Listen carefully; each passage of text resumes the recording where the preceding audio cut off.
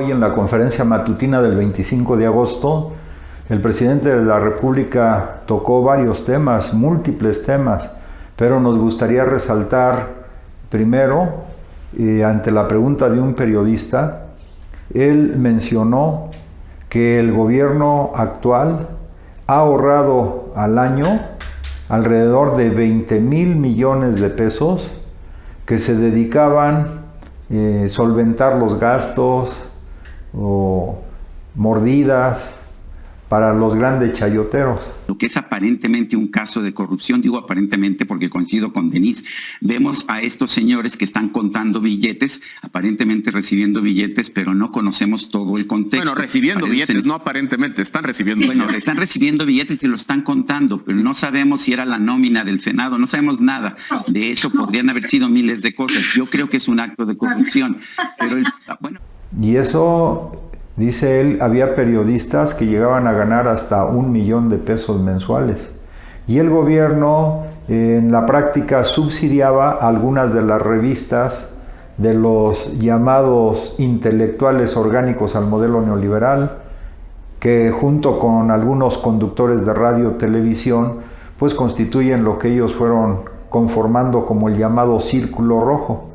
O sea, el Círculo Rojo es el que orientaba a través de los medios de comunicación, prensa, radio, televisión, prensa escrita, etcétera, hacia dónde conducir a la opinión pública.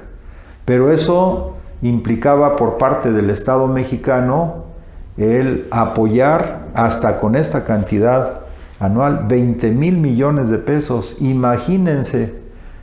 Por eso es que ahora pues sabemos que hay periodistas, conductores, intelectuales orgánicos, pues que tienen sus yates, tienen sus mansiones en Miami o en otros estados de la Unión Americana, tienen lujos excesivos y un nivel de vida que fueron generando que ahora, como ya se les acabó, pues están trinando de coraje en contra de las medidas que está tomando el presidente de la República. Pero imagínense, ahorrarse para dejar de subvencionar a todos estos integrantes del Círculo Rojo, ahorrarse 20,000 millones de pesos, es una fortuna. ¿Qué significa eso? Pues si ahora el gobierno federal está dando créditos a las pequeñas y medianas empresas por 25,000 millones de pesos al año, es decir, créditos de 25,000 pesos a 1 millón de mexicanos, pues con esos 20,000 millones que se iba para estos del Círculo Rojo, se podrían estar dando créditos de 25,000 pesos a 800,000 mexicanos, 800,000 emprendedores, ya sea de pequeñas, medianas empresas, cooperativas, empresas familiares. Entonces lo que se distribuía por parte del Estado mexicano entre un núcleo privilegiado, repito, de intelectuales orgánicos, de conductores de televisión, de radio, y editorialistas o escritores en la prensa escrita, que era un núcleo cerrado, pues, de los que más o menos hemos identificado en esta función, alrededor de 50, repito, entre periodistas e intelectuales orgánicos al modelo neoliberal, pues el gobierno, con esos 20,000 millones, puede apoyar a 800,000 emprendedores. Fíjense bien, no es lo mismo apoyar a 800,000 mexicanos laboriosos a apoyar a alrededor de 50 parásitos chayoteros, que ahora ellos exactamente son los que están imponiendo la censura. Fíjense cómo se invierten las cosas. Antes los gobiernos neoliberales, Calderón, Peña, etcétera, imponían a través de los medios de comunicación censura a escritores, periodistas, analistas que criticaban todos los aspectos de la corrupción que se daba en esos gobiernos o los malos manejos del dinero, del presupuesto. Bueno, ellos imponían la censura desde el Estado. Ahora quienes imponen la censura son precisamente estos medios chayoteros. Tal vez el caso más así visible sea la revista Proceso, que pasó de ser una revista pues progresista, digamos, a una revista ahora totalmente ligada al famoso Círculo Rojo chayotero. Están muy inconformes porque el gobierno ya no destina estos millones y millones de pesos para mantener sus lujos excesivos y ahora se están destinando recursos para favorecer a los sectores más desprotegidos del país. Entonces las cosas cambian. Estos que monopolizaron y trataron de orientar al grueso de la opinión pública nacional, hoy censuran. No es el Estado mexicano, porque el presidente de la República ha dicho hay total libertad de expresión, y eso se ve en todas las conferencias matutinas. Van desde los chayoteros hasta gente progresista con pensamiento más democrático. Se invirtieron los términos. Lo que pasa es que quienes tenían el control económico del país, en colusión precisamente o en simbiosis con estos medios de comunicación, pues ya no tienen el poder político como lo tuvieron durante 36 años del periodo neoliberal. Las cosas en México están cambiando aceleradamente. Incluso uno de los periodistas preguntó que si ahora se deja de subvencionar a estos medios chayoteros, aunque todavía el gobierno compra publicidad para algunos de ellos, pues el presidente dijo sería necesario analizarlo de manera abierta, transparente, para ver que pues esos medios que ahora imponen censura, que ahora esos sí son y establecieron y hoy pretenden seguir estableciendo la dictadura, esa sí es una dictadura de lo que debe conocer la opinión pública, pues ahora a lo mejor el gobierno igual va a analizar seriamente si esos parásitos de la sociedad pueden todavía seguir recibiendo publicidad del gobierno y de las distintas instituciones del sector federal, y seguramente esto se puede llevar hasta los estados y los municipios. Porque estos imponen censura. Por ejemplo, hace 2 días dijo el presidente, en el proceso que se le está siguiendo a García Luna, él aportó nuevas pruebas, pero pues hay censura. Eso no sale en Reforma, no sale en Proceso, no sale en otros periódicos, porque hay censura. Entonces vayamos viendo de qué lado está la dictadura. Aquí en México, en el periodo neoliberal, impusieron una dictadura disfrazada de democracia, porque lo que existió en el fondo era una democracia simulada. Era la dictadura del círculo rojo, que incluye a los que ya dijimos, más el gran capital, y su alianza con las transnacionales. Bueno, esa sí era una dictadura. Ahora hay un gobierno democrático. Pero fíjense que las cosas van cambiando dentro del proceso que hemos llamado de una gran revolución cultural que se está gestando en nuestro país, para retomar los valores morales, éticos, espirituales, que además nuestro pueblo tiene una tradición extraordinaria en ese sentido. Sobre todo los pueblos de Oaxaca, que el presidente ha exaltado tanto, porque ahí se conservan, pues, digamos, rasgos ancestrales del trabajo comunitario, el consejo de ancianos, etc. Ahora bien, en ese tenor el presidente de la República expresó algo que me pareció muy importante y que todos los mexicanos debemos reflexionarlo a fondo.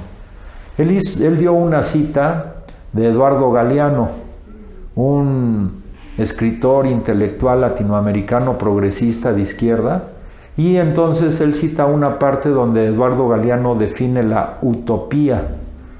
Dice, utopía es algo que se coloca a cierta distancia y que se camina para lograr llegar a él, como la justicia, por ejemplo.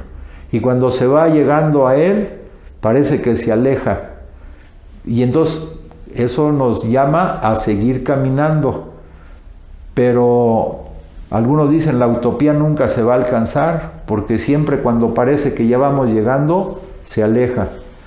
Pero él dijo lo siguiente, citando a Ricardo Flores Magón. Dijo él, mientras haya un soñador, hay esperanza.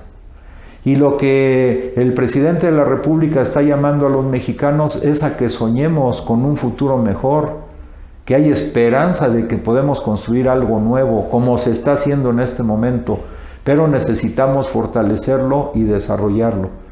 Y entonces necesitamos, en consecuencia, ir al paso del presidente de la República, no quedarnos atrás, porque aquí se va abriendo brecha para llegar a lo que Galeano y muchos saben que es la utopía. Nosotros diríamos que con el presidente de la República la utopía se puede alcanzar. La utopía es realizable, aunque parezca una contradicción. En matemáticas, por ejemplo, cuando hay una curva como una función muy sencilla, y igual a 1 entre x, es una curva que cada vez se acerca más y más y vamos dibujando al eje x más y más y más, pero nunca llega a tocarlo. Es parecido a la utopía. Solo que aquí, cuando hay un cambio cualitativo que se basa en valores morales y espirituales como los que está planteando el presidente de la República, es posible romper esa dinámica y alcanzar la utopía. Entonces hacemos un llamado a todos los mexicanos a alcanzar la utopía al lado del presidente de la República. Y ya se ha estado alcanzando. Por ejemplo, hoy, en el concepto de amor a la naturaleza, se informó del rescate del lago de Texcoco, que es algo extraordinario. Va a ser 13 veces mayor que Chapultepec y va a haber, por ejemplo, ahí llegan aves migratorias. Se van a rescatar humedales que son tan importantes para el equilibrio ecológico, para la salud de la población en general y de los seres vivos. Y también pues es centro recreativo importante que va a haber, conciertos al aire libre, cine al aire libre, paseos, seguramente embarcaderos, etc. Es amor a la naturaleza. ¿Cuándo se iba a pensar eso? Con el gobierno neoliberal anterior se iba a sepultar, iba a ser un cementerio que además iba a estar invirtiendo cada vez más recursos y se iba a ir hundiendo permanentemente para descubrir la vacuna contra el coronavirus. O sea, está el Cinvestav, el Instituto Politécnico Nacional, la universidad, el IMSS, la Universidad de Querétaro, el TEC de Monterrey, etcétera, porque aquí no hay ideologías, están participando. Pero además se tienen convenios de colaboración, por ejemplo, con Italia, se tienen convenios de colaboración con el gobierno alemán, que por cierto vinieron también algunos especialistas alemanes y donaron alrededor de 100,000 vacunas, o también con el gobierno de Noruega, o con el gobierno de Corea, que envió también elementos importantes para 6 centros de aplicación de estas vacunas y donó 48,000 vacunas. Pero esta es una cuestión que en otros momentos, como lo dijo el presidente, ahora sí que hubiera sido utópico. Entonces parte de la utopía la estamos alcanzando con el presidente, porque en otros momentos, ¿qué hubiera pasado? Como él lo dijo en la mañana, pues ya se hubiera endeudado el país. Y se hubiera endeudado, pero no para salir de la crisis, sino para seguir llenando los bolsillos de la mafia que nos gobernó en todo el periodo neoliberal. Pero aquí él lo reiteró otra vez: no nos vamos a endeudar. Ya se endeudó Estados Unidos, se endeudó Alemania, se endeudaron España, por ejemplo, Italia, pero México no se va a endeudar. Y no solamente no se va a endeudar, sino que tiene disponibles en este mismo momento 25,000 millones de pesos para de inmediato entrar al tema de la adquisición de las vacunas o de los experimentos correspondientes. Es más, también se anunció que ya va a haber 2,000 mexicanos que van a empezar a iniciar las pruebas con la vacuna rusa, la Sputnik 5. Ustedes recordarán, Sputnik fue el nombre que se le dio al primer satélite artificial que en 1957 la Unión de Repúblicas Socialistas Soviéticas lanzó al espacio. Entonces aquí como que se gestó una carrera también, esa era la carrera espacial. En esta carrera era la carrera por descubrir primeramente la vacuna. Y Rusia, pues con ese sistema de salud que no se desmoronó tanto como lo que se desmoronó en México por las políticas neoliberales, pues llegaron ya a la creación de una nueva vacuna. Y esa entonces se va a empezar a probar en México con 2,000 personas voluntarias. Esto quiere decir, y reiteramos y concluimos, que en el tema de la salud no hay ideologías. Puede ser la vacuna rusa o puede ser lo que se está avanzando con AstraZeneca y la Universidad Oxford, o puede ser también lo que se está avanzando con Alemania o con Italia o tal vez con China. Aquí lo importante es que está prevaleciendo la postura del presidente de la República, que fue manifestada en el G20 y después ratificada en el Consejo de Seguridad de las Naciones Unidas, que la voz de México cada vez es más fuerte, en el sentido de que hubiera acceso universal para la vacuna, que no la monopolizara una empresa, un organismo, sino que sea de acceso universal. Y en la práctica, las palabras del licenciado López Obrador no se quedaron en utopía, en algo posible, sino que ya lo estamos viendo en la realidad con el papel importantísimo que está tomando el gobierno mexicano en relación al tema de las vacunas, en la conexión con distintas instituciones, distintas empresas y distintos gobiernos de manera plural en todo el planeta. Entonces, fíjense, hablando de utopías, cosas que en el neoliberalismo hubiera parecido utópico, aquí las estamos alcanzando. Por eso decimos que la utopía es alcanzable y que, como dijo Ricardo Flores Magón y repitió el presidente, mientras haya un soñador, hay esperanza. Y el presidente dijo, en México no hay un soñador, somos millones de soñadores que queremos construir una patria más justa para estas generaciones y las generaciones que vienen. Si te gusta lo que comentamos aquí, puedes comunicarte con nosotros a través de las redes que aparecen en la pantalla y además te invitamos a que te suscribas a nuestro canal de YouTube, Ramón Jiménez